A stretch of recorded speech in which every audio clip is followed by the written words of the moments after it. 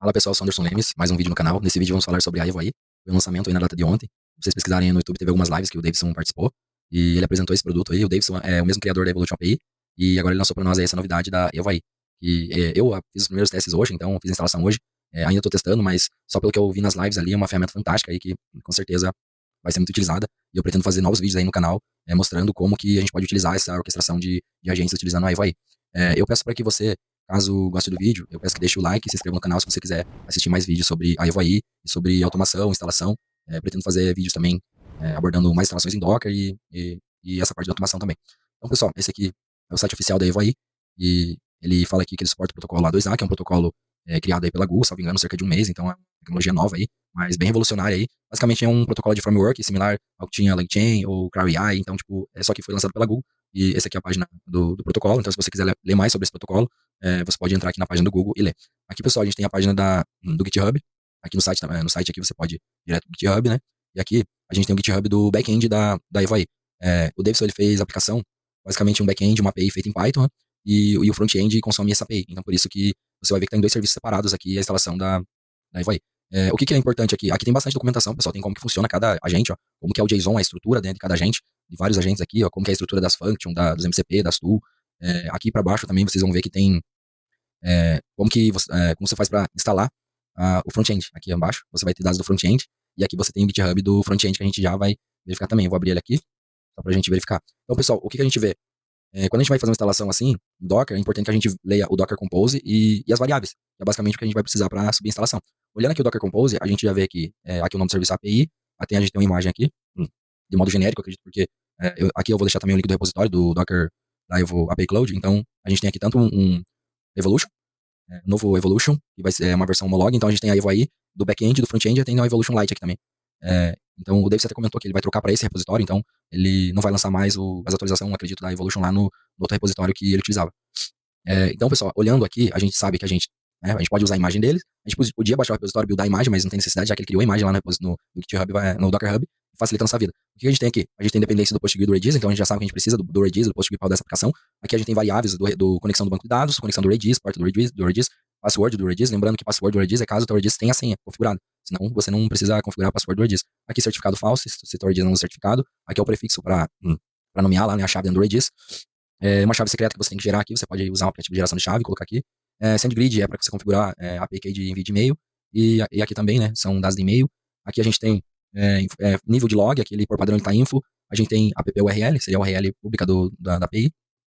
E o debug ele tá como falso aqui, os volumes que ele permite criar. Aqui uma aplicação para fazer a verificação, né, periódica, se está funcionando, não é necessário. A gente testar aqui em modo de desenvolvimento, de Docker Desktop para teste. Aqui a gente tem imagem do PostgreSQL, e a gente tem mais do Redis, e os volumes que a gente precisa criar do banco de dados para que os dados persistam. Os dados aqui, pessoal, eles estão dessa forma, com a variável, porque aqui no Docker a gente pode utilizar, para quem ainda não está ambientado com instalação em Docker, a gente pode simplesmente deixar as variáveis dentro do env aqui, no caso do env, não do env exemplo, a gente teria que renomear esse env para apagar, deixar só ponto .env, tirar o ponto exemplo, e todas as variáveis que a gente passar aqui e tiver a chave lá no Docker, ele vai subir também. E aqui, pessoal, a gente tem o front-end. Se a gente olhar no front-end, basicamente a gente tem, deixa eu voltar aqui, eu acredito que ele voltou aqui no back-end, deixa eu ver aqui o link do front. A gente tem aqui embaixo o link do front, porque eu peguei errado aqui, ó, o link do front, ele é evo tracinho aí, tracinho front-end. Então, aqui o front-end, então a gente tem um exemplo, vocês vão ver que ele só tem uma variável de ambiente, que é basicamente o caminho para chamar a API, que seria o URL da sua API aqui, né, para ele se comunicar com a API.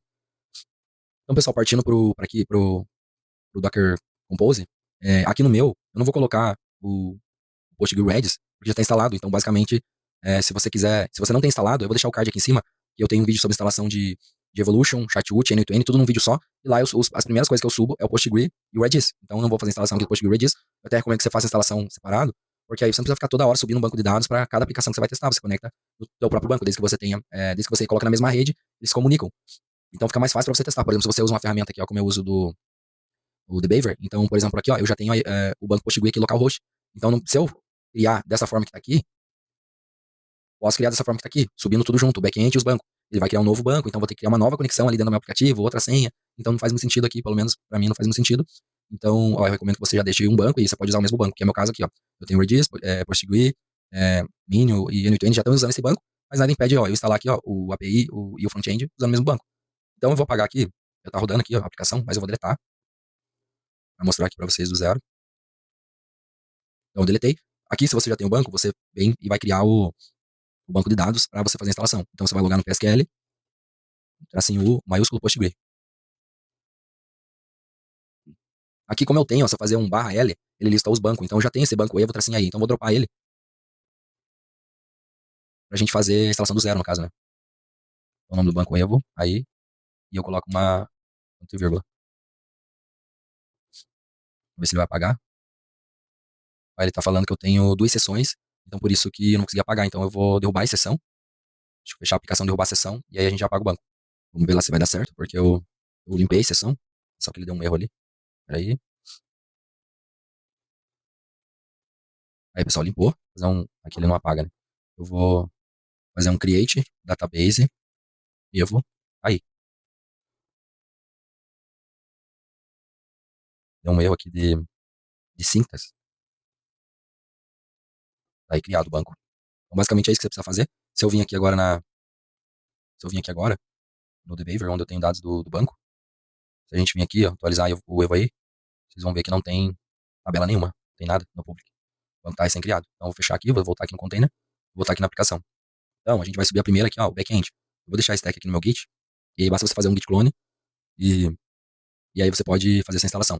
Eu vou deixar aqui a rede app network external true, mas você muda para a rede do teu banco. Se o teu banco já está instalado, ele está numa rede, você deixa para a mesma rede do banco, senão ele vai ter conflito, né? Ou senão você cria a rede novamente para ele utilizar a rede do banco. Eu vou deixar aqui o comando aqui em cima, como que você faz para criar essa rede aqui, senão vai dar erro na hora de você fazer a instalação. Então eu deixei aqui, pessoal, só pra vocês digitarem no terminal aqui, ó, docker network create app network. Ele vai criar essa rede aí, você pode declarar external true, e daí a rede já está realmente criada. O que a gente tem aqui? Eu deixei só o essencial aqui, pessoal, para a gente rodar. Então a gente tem a imagem que a gente pegou lá do repositório do Docker Hub aqui, ó, a imagem do Evo aí, a gente vem na tag e eu peguei a tag Ledges. Então, essa tag a gente colocou aqui, aí ele vai baixar essa imagem lá dentro do nosso projeto. Aqui a versão do service do Docker, aqui o nome do serviço, a imagem, a porta que tem que estar exposta, aqui no caso, para a nossa API ficar acessível, a rede e variáveis. A gente tem a string de conexão, aqui no caso, PostgreSQL, aqui a minha senha é minha senha mesmo, que é só um ambiente de teste mesmo, e o host é PostgreSQL, a porta é 5432, e o nome do banco é Evo aí, que a gente já criou para não ter problema. Aqui o nome do host é Redis, também já está ali criado como Redis, a porta é a padrão. Aqui não tem senha no meu, eu deixei comentado. Se tiver senha, você tem que colocar a senha aqui. Esse CSL falso, prefixo do Redis eu deixei o padrão mesmo. Esse aqui do DTL eu deixei o padrão. Aqui eu deixei uma secret key, que é obrigatório. SendGrid, e-mail eu não configurei aqui, porque é só para um meio de teste, mas você pode configurar. O URL localhost 8000, que é o da API mesmo. O log eu deixei info, debug falso, como padrão.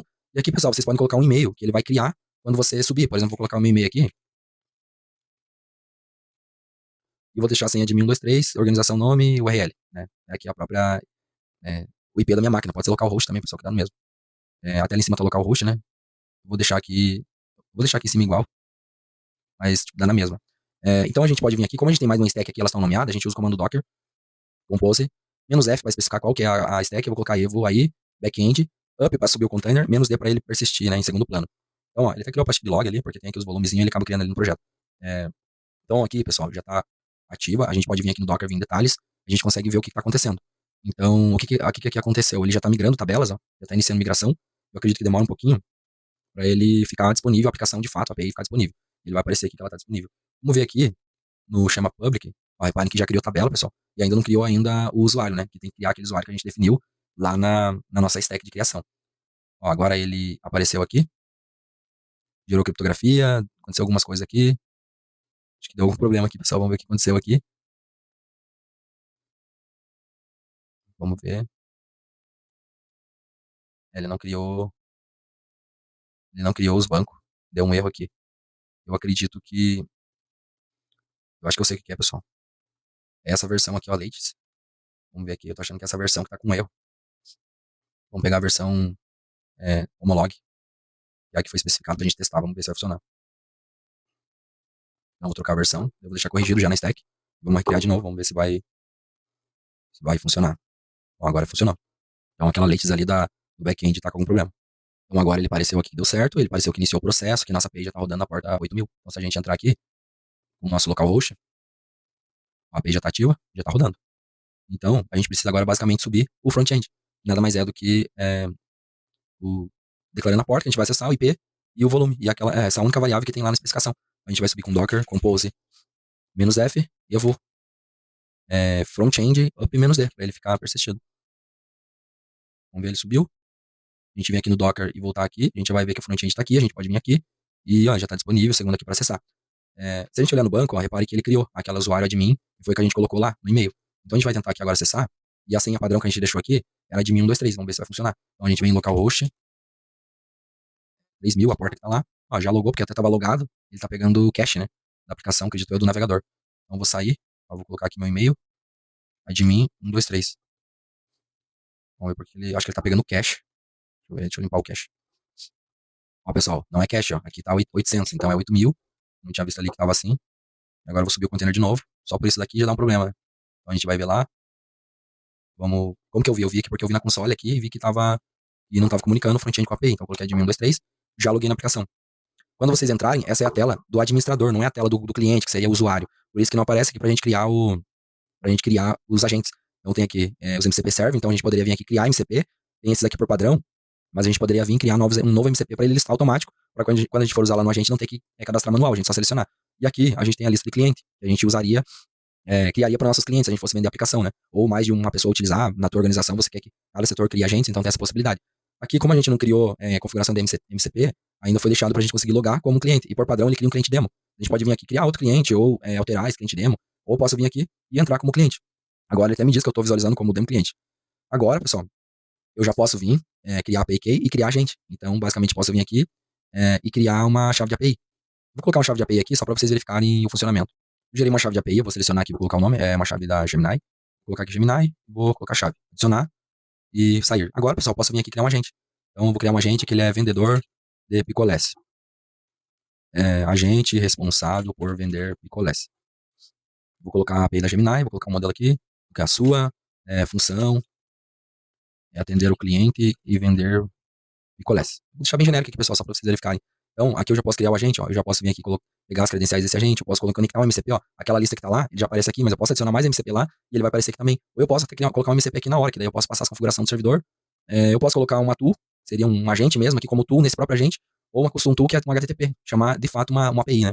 Mas aqui, ó, e eu posso colocar como subagente também, né? Então, tipo, outro agente como subagente. Então, eu vou criar aqui, ó, repare que já criou. Agora, se eu vim aqui deixa eu ver aqui, ó, aqui agente card, vamos ver. Ó, eu já tô aqui eu posso vir na página de chat, e aí eu posso pegar uma nova conversação e selecionar o agente. Então eu posso vir aqui e mandar, ó, boa noite. Aí já tá funcionando, pessoal. Então, ó, ele já tá querendo, pra vocês experimentar hoje, então, ele já tá se comportando como um agente de vender picolé. Então, isso aqui é muito interessante, porque a gente pode criar, por exemplo, vários agentes, fazer um conversar com o outro, né?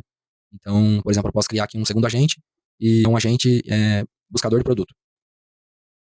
E aí eu vou colocar a sua função é buscar produtos para os clientes. E aí eu posso, né, especificar, eu poderia vir aqui conectar um MCP ou uma tool que tá lá no REG, por exemplo, ou tá numa API, né, que vai lá e busca os produtos, né? Então, ó, acabei fechando, né? Não criei. Vamos ver aqui. Buscador de produtos, só um exemplo. Então eu vou criar. Aí eu vou colocar aqui a API, né, senão vai dar erro. Criei. Agora, por exemplo, eu venho aqui e coloco um subagente, aquele agente. Vendedor, coloco, deixa eu ver aqui, eu deixei o mesmo nome, vamos verificar. Coloquei aqui, ó, buscador de produtos.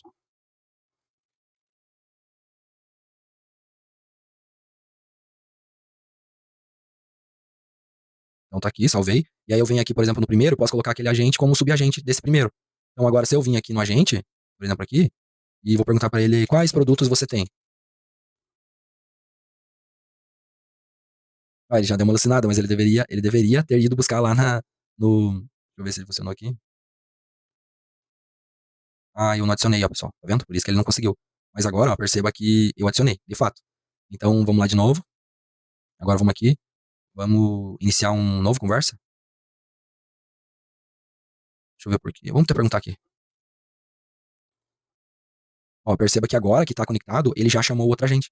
Então, se eu tivesse lá conectado no API, no REG, um agente conseguiu acionar um subagente, então a gente consegue trabalhar dessa forma, mas com uma infinidade de agentes. Por exemplo, um agente que, como o próprio Davis demonstrou, um agente que transforma texto em áudio, um agente que salva um documento em PDF dentro de uma plataforma e devolve o link para o usuário baixar.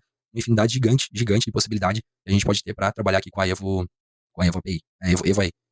Então, a gente tem até aqui, ó, esse agente de workflow, que a gente pode simplesmente configurar ele e fazer aqui a orquestração visual como workflow mesmo, adicionar os passos e adicionando nossos outros agentes. Por exemplo, eu vou adicionar um agente, né? Clicar no mais aqui, isso.